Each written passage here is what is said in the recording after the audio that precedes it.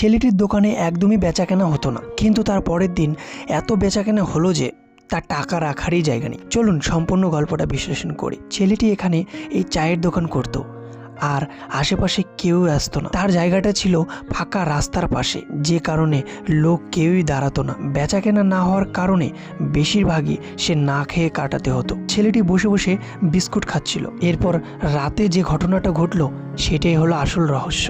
রাতের বেলা ঘটে গেল গল্পটার মেন কাহিনী। দুইজন মাতাল এখানে ড্রিঙ্কস করে আসছিল। তারা এতটাই ড্রিঙ্কস করেছিল যে এই মাইলস্টোনে এখানে 10-এর জায়গায় 0টা মুছে দিয়েছে। পরের দিন ছেলেটি সকালবেলায় উঠে ব্রাশ করছিল। হঠাৎই তার দোকানে অনেক বেচাকেনি শুরু হয়ে যায়। কিন্তু কিছুক্ষণ পর একটা লোক চা খাচ্ছিল আর বলে যে এখান থেকে নানাখেড়া কত দূর। ছেলেটি উত্তরে বলে, স্যার 9 থেকে 10 কিলোমিটার হবে হয়তো। কিন্তু লোকটি বলে, ওই যে মাইলস্টোনে দেখলাম সেখানে তো 1 কিলোমিটার লেখা ছিল।